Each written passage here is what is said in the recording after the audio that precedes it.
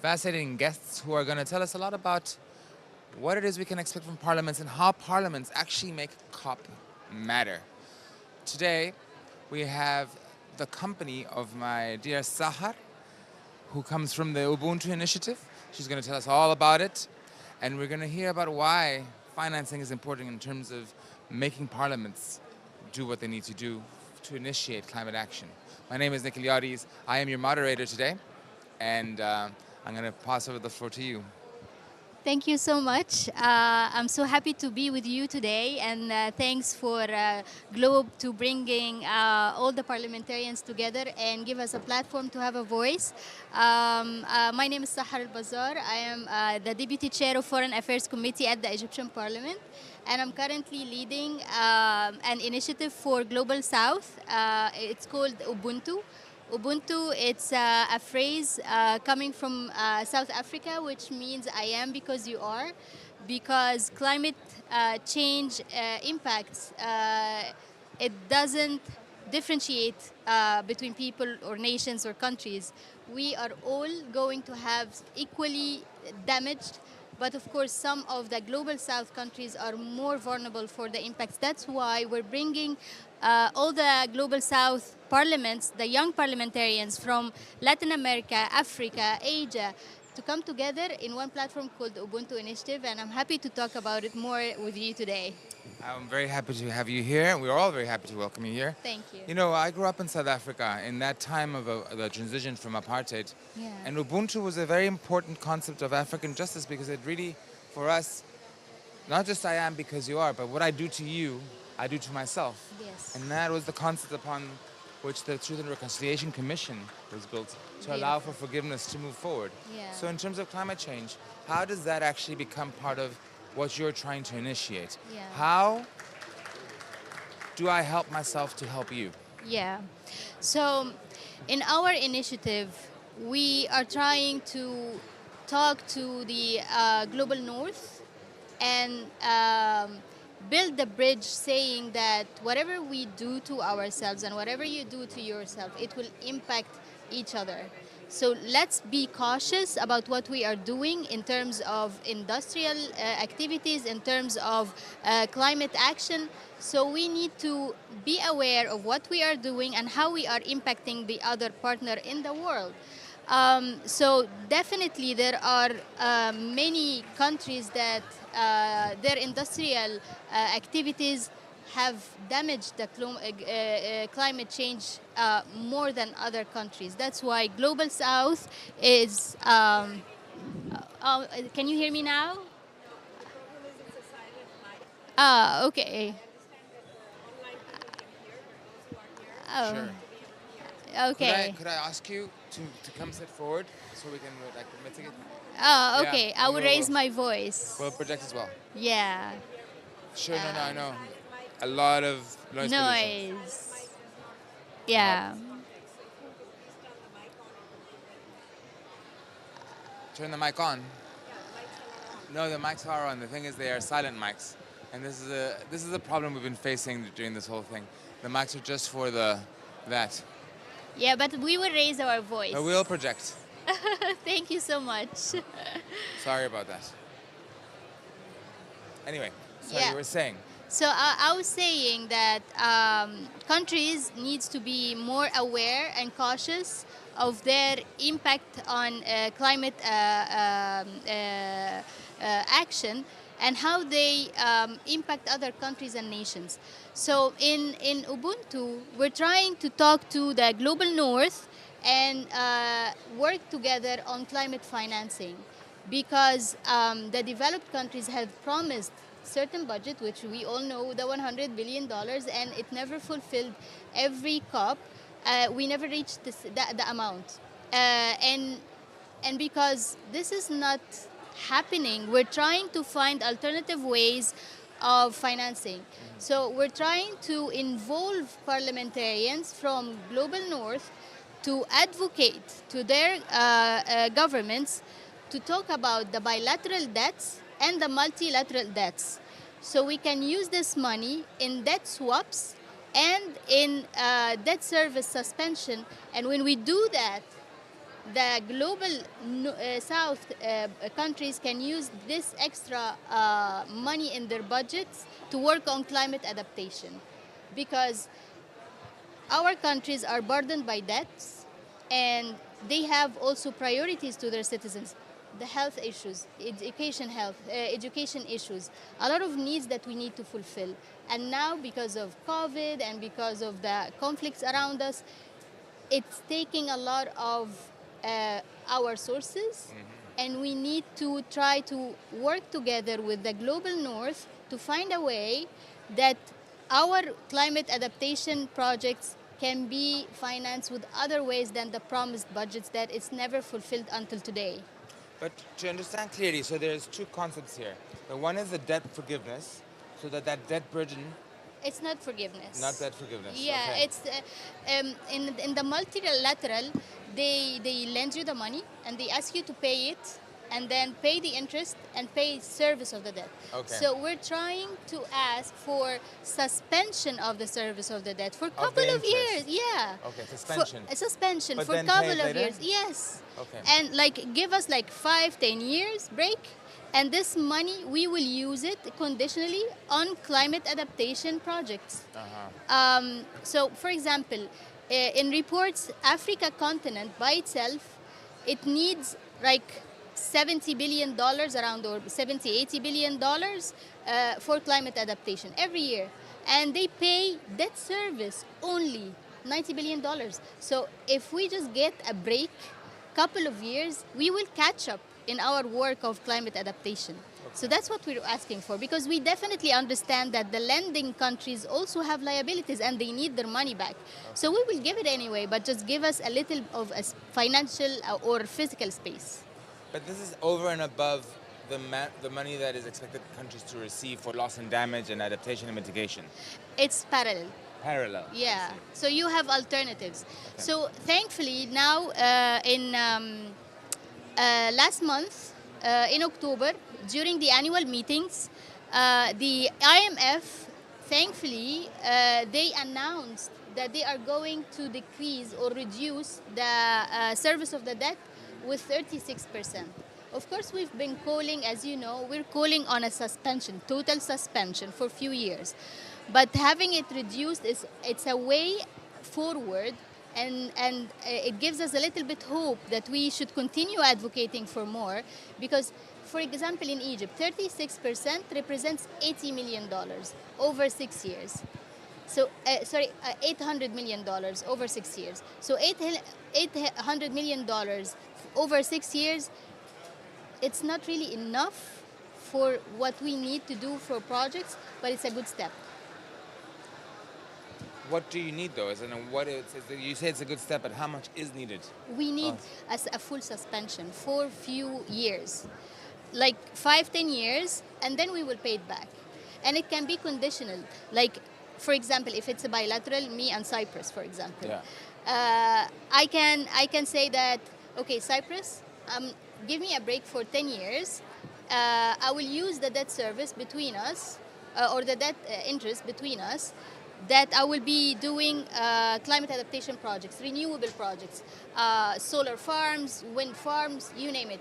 And I can also make it conditional that your businesses, private sector in Cyprus, be the one who implements it. So it's a win-win. Okay. So we can definitely talk more on details and make it a win-win for both countries. And this is Ubuntu. This is your responsibility, my responsibility, and we both are winners at the end. Okay, you mentioned this on a bilateral level. And multilateral too. Multilateral. But would it be an idea, especially since the indebted countries are mostly from the global south, well, you know, the biggest debt burden, is there a space for global south countries to come together and negotiate it as a bloc? That's what we're trying to do in Ubuntu. So Ubuntu now represents 50 countries in Global South, and it's increasing. And by the way, Ukraine just joined. Oh. We're targeting Global South, but Ukraine felt like it's a strong cause, and they wanted to share. So now we have Ukraine with us in a total of 50 countries, young MPs, and we have a lot of women MPs who are active locally and globally, trying to voice this need for their countries. Okay. And what does that look like? Um, we are advocating through our relations with parliamentarians in Global North. So, for example, we have our friends in the Irish Parliament. They spoke about Ubuntu in the chamber, and they addressed their government saying that you need to support this initiative in your meetings with the IFIs, the IMF and the World Bank and other banks, and you should consider it bilaterally within your own government. We have the same with Mexico, and now we're talking with UK Parliament. So we're trying to raise our voices and bridge it to the global north, so they can, the parliamentarians, hold their governments accountable on bilateral level and multilateral level. I see. And how does so first of all, I want to understand. The 50 members you said are generally from the global south. Yeah. Do you have global north members as well? Just Ukraine. But our activities is having dialogues with the north, global north. Okay. But it's actually a good idea. So maybe it's not only having them for dialogues and encourage them to deliver our message. We can also include them, and they should be our champions. I like this idea. I will add this to the initiative. Yay. And now these legislatives, are they only national level legislatives, or are they also municipal, or, for example, No, it's the federal federal ones. levels? Yeah. And would you even consider, for example, supranational parliaments like the European Union Parliament? I didn't go directly to the EU yet. I'm still working on European parliaments individually because of the bilateral ones and the multilateral agreements. But at a stage, I'm going to reach for the European Central Bank. Okay. And then reach for the European Parliament members so they can also lobby with us and advocate for us with the Central Bank. I see. Now, so It's a third stage. it's a third stage. How long has Ubuntu been around? We started as an idea in April 2023 and officially launched in June 2023 during the Climate Week in Kenya. And since then, we've been working on advocacy. Yeah, And it's an Egyptian initiative? not only Egyptian. So it was me and 3 other MPs, one from Senegal, one from Ghana, and one from Indonesia, that we come together and we launched the Ubuntu. And then our members joined us from different countries. Oh, that's really interesting. So it's very much an African initiative. Yes. I But love we that. have Asian and we have Of Latin course, Americans. Latin Yeah. America. Yeah. So, considering that, do you think that climate change requires then global South leadership to make it effective? I think so.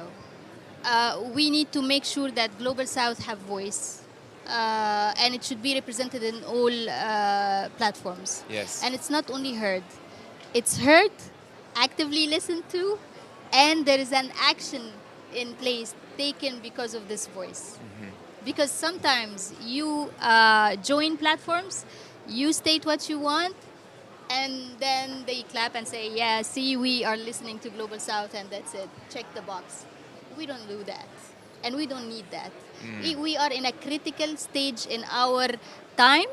And even if for us as young people, we see the threats of future. Yeah. You see what happened in Spain. Yes. And now in Egypt, for example, we have heat waves. These heat waves is impacting our farming. 38% of my working force are in agriculture. So if we can't find the water, so we can farm, and our sand now and the farming, our land became more salty because of Yes. the heat waves. So it will threaten our food security, unemployability, and definitely it will impact our neighbors, because these people will only have one solution, which is illegal immigration. So it will cause even bigger problems. So we need to work yesterday or the week before. It's not today. So we are already late. You know, that's very interesting. Two things you mentioned there. One thing, I live in Malaga, Ah, and right now my city is underwater from yesterday's floods. So sorry about that. no, it's a reality, and I just that's just to point out that it's not just the global goals. Often we think of climate change as it's over there, it happens there, Yeah, but it's it's far. we're all somehow on the front lines of climate change. Yes. And now you raise an interesting point that if we do not affect this, we are actually going to maybe stimulate because of the loss of land for agriculture, because of sorry, just to re-comment, the microphones are silent microphones, so I'm going to project my voice as much as I can. And I invite you to sit here if you like. Um, so the issue with this reality, a lot of the immigration we're seeing in the United States, crossing from Latin America into the United It's States, about this. also into Europe, is very much a climate migration, right? So do you think that this also has an impact on democracies in the global north and therefore on legislators? Because we see an increasing trend in Pushing them away. in parties that want to have more totalitarian ways of we want to have more does this impact on the political realities of the countries? Definitely. When you have illegal immigrants, not the legal immigrants, so illegal migration, they are there with legal documents. There are maybe they are coming on job offers, so they are embedded in the system. But illegal immigrants, some of them. They might cause changes in the social structure and the employment structure in the country that they land in. And it's whether it's climate or not, but whenever we have immigrants, there is always the social aspect.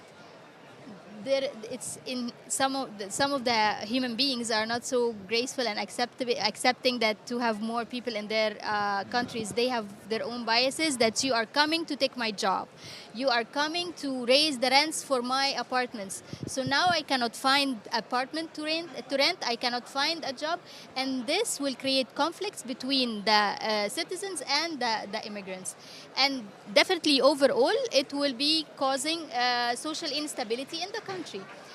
So I understand that there are governments now in global north, that they are trying to push for bills that prevents this kind of movements and try to close their borders in front of the immigrations, and some of them having deals to push their immigrants in other countries, and having deals to remove them or replace them in other countries. So this definitely creating new realities in our geopolitics. We never seen it before. So we need to also adapt and see how we can manage this. And how does Ubuntu play a role in that? So to be honest, Ubuntu is focusing on the financing part. We're trying to avoid, because if you finance the projects and you availed the enough funding in the global south, we will limit the movement. Why would they move? So let's try to prevent it. And the way to prevent it is to avail the funding, and to have funding you need to have alternatives. With the $100 billion, with the loss and damage, let's use what we have in hand, because the money that I have in my budget as a local government, I can use it today in a renewable energy project.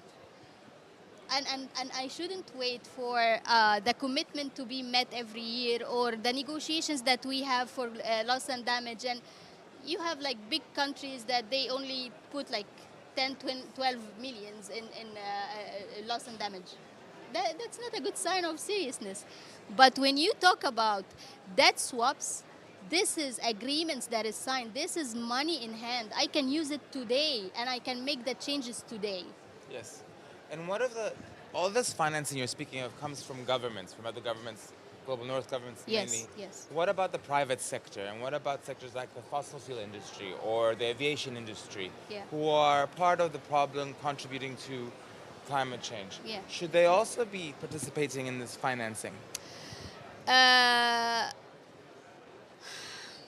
so, private sector also is ruled by the policies, the government and the public policies that we have.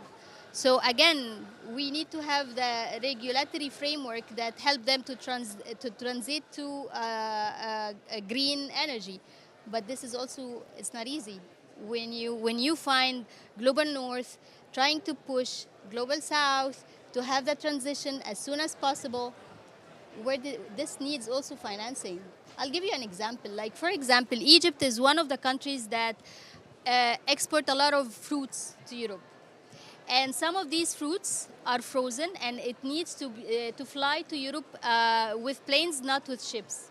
Now they have, some of the countries in Europe, they are having a law that they need the flights to be fueled by renewable energy. How would I do that? It's very expensive.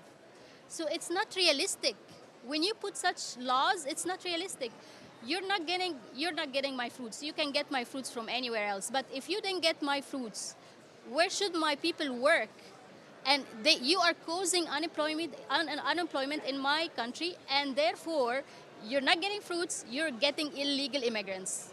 So please be considerate when you are doing laws. Let's have dialogues. Let's check the impact of the laws that you're doing. That's what I'm saying. Ubuntu. Fascinating concept. Because yesterday we had a guest here from Guatemala who said a very similar thing in terms of regulations. That there's an increase in regulations that actually make life more difficult for the export of products, and that is a fascinating point you just raised. But then, how do parliaments tackle that? And that requires an even deeper degree of cooperation Yeah. than what you're proposing, which is not Yeah. just finance. It also Yeah. requires. Yes. And how do you deal in that case with people like Trump famously said, "I got voted by the people of Pittsburgh, not Paris." How do you deal with that kind of attitude? Yeah. Well, that's a difficult one because MPs are different. But when you speak to our parliament, you're not speaking with only one MP. So we need to strategize and find ways how we can collaborate with political parties, with parliamentarians that share the same interest, because that will be a good start. So you can have a lobby inside the other parliaments. So I think the first thing is to have a platform where these all parliamentarians from global north and global south come together and have dialogues, thematic dialogues about certain laws that they are working on, that they think it will impact other countries. And then once we inform each other about the impact of these kind of policies, we should advocate together. But it will need a lot of time, a lot of efforts, and I'm not sure we have the platform and the appetite for, but at least we are raising the need. A very important labor that is. Now, considering that parliaments Yeah. are literally the voice of the people to the government, right? You've got the government, which is the executive, and you've got the parliament, which is actually that direct link. Yeah. What role does Ubuntu have in terms of speaking to the population at large? Yeah. Is there a consideration of that? Of the voter? How do we deal with the voter? It depends on the country. Sure. Uh, to be honest, some of the countries, our constituents, they look for the food on the table. My children are getting education. I can provide health services for my kids when they are sick. I can find access to health services when I am sick. So their priorities are not matching with climate change. Like still climate change and the impact of climate change is not very close to the mind of all the citizens in all countries. Some citizens say like it's very far from us. So it's not in the priority for them. So when you speak and if you want to raise the awareness of the people about climate change, we need to make it very relevant to them by saying, because of the climate change, because of the heat waves that we have, you will lose your job. So we need to work together on how you are going to use the water wisely while farming, because at the end of the day, we can have scarcity of water, scarcity of problems in the land. So you need to prepare yourself for this because of your job. So you need to make it very relevant to them. Other than this, they will not feel worry, and they will have the similar behavioral of wasting water or wasting taking care of the land. I don't know the specific scientific term of it. You make your point excellently. Thank you very much. Now, do you not think that the climate events we have been witnessing in your country, in Spain, all over the world, has that not served to convince people that something must be done? Not all of them. No. To be honest, not all of them. Uh, it depends. Some people relate it to climate change.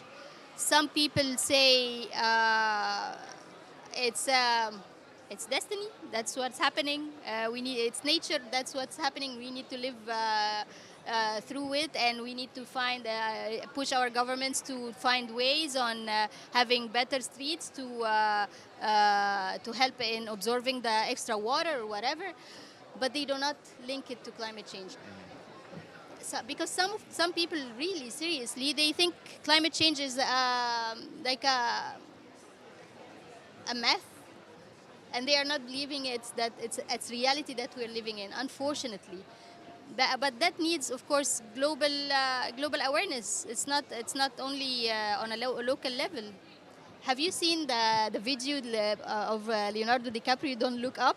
Yes, yes. I feel like that's a global initiative that makes awareness. Like if you don't keep looking up, and you will find what you are denying as reality is reality, and it's hitting you in front of your doorstep. So I feel like we need more of these kind of global awareness movies or documentaries. Sure. Yeah. And what role do legislators have in that? Not just in getting people to look up and maintaining the looking up. What role do they have, do you think? Advocacy, and making sure that they are aligning their constituency with their work. Like when I work on Ubuntu, I always keep my constituents informed, whether online or offline, by posting what we are doing, the letters that I send to different presidents, country presidents about their liabilities and how we can work together. I keep them informed about whatever I'm doing, but that's only me. So you need more MPs to do that in different countries, and I'm sure there are a lot of MPs who advocate for climate change in different capacities, and they are doing so, but we need more. Okay. Now, as a woman, Yeah. women are particularly vulnerable to climate change. Yes. And you as a woman leader, Yeah. what, first of all, challenges have you found, and what do you think women need to do particularly, or what attention needs to be paid to women in terms of financing? So I'm not only a woman, I'm a young woman, so it's a double challenge. And it's for me, gender and climate, it's very close to my heart, because again, because of the heat waves, whether it's, and this is common, whether it's global south or global north, we have women facing pre-birth because of the heat waves. Could you explain what pre-birth is to us, please? So she needs to have the baby in 9 months. She will get her baby in like 5-6 months. Okay, I see. Early birth, just because of the heat wave. It happened in Europe. I think it was in 2016 or 2019. They had a very strong heat wave, and women had a lot of pre-birth cases. And definitely in Egypt and Africa, you will find a lot, because of we are so vulnerable because of the heat waves that we get because of the climate change. Dangerous to the mother and the child. Of course, definitely. So Gender and climate, it's very close to my heart as a woman, and we need to advocate more for this. And it makes it very critical that we need to solve for climate now and find the funding for it now. And again, I keep stressing on the money is in our hands, because the funding of the loans and the debts that we have, instead of paying it back, please give us physical space. We can use this debt service on our projects that can help us adapt to the climate. That's what I hope. I hope someone listens. But again, as I said, IMF changed and reduced the debt service by 36%. They listen, but in like after how many years of advocacy? It's not about Ubuntu. It's work that parliamentarians, civil societies, academia, they have been doing that for years, and the IMF just listened. So we need more institutions to listen and to take bigger action. Instead of 36%, make a complete suspension for a temporary period. I hope so. That's what I hope so. Well, it's all very, very interesting, and I think. And if you have one message for legislators as we begin to wrap up, Yeah. what would that be? And also to women. Parliamentarians? Yeah. For parliamentarians in general, I really hope that together we can find a platform where we can have dialogue about thematic dialogues about the bills that we are working on, to make sure that we are not harming other countries with our bills. So we can make sure that, yes, if you are working to the best interest of your people and citizens now, in the bigger picture, you will harm your country. Because again, as I said, if you're not getting my fruits, you will get the illegal immigrants. So that's another way of harming your country. So let's be open in our dialogues and have an Ubuntu mindset that what is good for you, it will be good for others. That's my message for the parliamentarians in general. For women, please keep resisting. It's still a male-dominated sector. We are only 26, 28 globally. We need to be more. We need to be supportive of each other, and we need to advocate of having more representation of women in our countries. And one last message. We are in, after all, Baku, Azerbaijan, for the COP29. Yeah. What do you say to the leaders who are inside negotiating our future? Our future is in your hands. Please, as young people, as people who are living the crises, seeing the crises, we see people dying from floods, from heat waves, from other crises. Please be mindful. It's not about saving your money or let's be good in negotiating and using certain terms so we can, at the end of the day, we can just go, well, we didn't mean that. You just meant this word differently, but we didn't mean that. Please, there is no time for such playing games. We need to be honest. We need to show integrity. We need to show accountability, because at the end of the day, we are living in the same planet. We don't have a planet B. It's only one planet. So please, let's work with integrity and accountability and help save the lives of a lot of humanity here. MashaAllah. Shukran. Inshallah. Thank you very much. Afwan. Thank you. And I'm going to now open the floor to our audience. Do you guys have any questions? Would you like to ask? Yeah. I need to stand, yeah? Thank you very much for your You're welcome. I want to say that I like what Ubuntu is doing, quite an innovative way of climate financing, right? But I have one question. You've talked about debt swaps, suspension of debt servicing and all of that, but is it possible that the Global South MPs, who are part of the Ubuntu Climate Finance Initiative, also considering the possibility of Global South MPs also appropriating some fund for their countries for climate action? This way you show some form of effort at also tackling the problem, and that way it becomes a way of motivating people from the global north to also do the same, for you. The reason why I say this is because if MPs from the global south begin to look at climate change or climate action as a means of also addressing some other issues that can lead to the sustainable development of the global south, maybe we can also begin to think about how to also set aside certain percentage of our annual appropriations to addressing climate change issues. So is it something that MPs within the Ubuntu initiative are considering? Thank you. Thank you for the question. Well, I hope so. If countries can do that, please do. But as an MP, and I represent my opinion, in Egypt, I wouldn't try to say that I need a percentage for climate change, because I am trying to push for to increase the percentage for education and for health sector. So. I'm being so honest with you that the priorities are different in Global South. The basic needs need to be fulfilled. So if there is a Global South country that has this kind of luxury to have a small percent for climate change, please do, definitely. But in my case, I don't see that. Anybody else have another question? Perhaps just on the last statement that you've made on the priorities, do you think there is a sufficient understanding among the politicians in developing countries, among parliamentarians, that if you don't address climate change, in particular adaptation, that some of those basic needs are going to be really difficult to meet and more expensive to meet? Do you think we have enough understanding, or is that still a challenge? No, I think we need more awareness, not only for parliamentarians, but for the people themselves.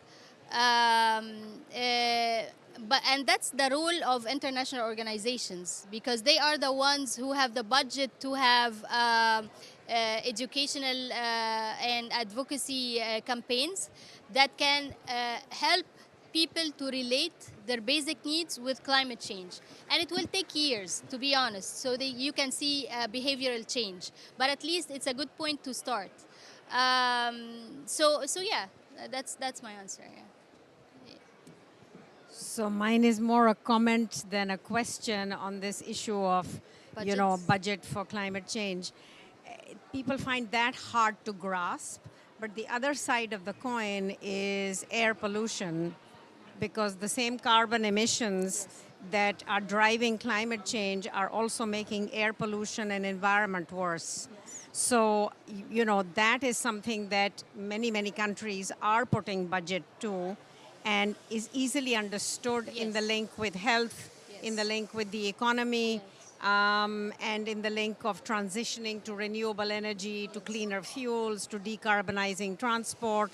So in a sense, you could capture that same budget goal without putting it specifically to climate change. Yeah, that's true. That's very true. Okay, anybody else? No? Well, with that, thank you once again. Shukran, yes. Oh, sorry. Thank you once again. Shukran for your time. It was a very interesting interview in the end of the day. It was not so much a panel. And I really wish you, and we at Globe wish you the greatest success. And of course, you count on our support. Thank you. And Ubuntu may be with us. Yeah, thank you so much. Thank you. Thank everyone. Thank you.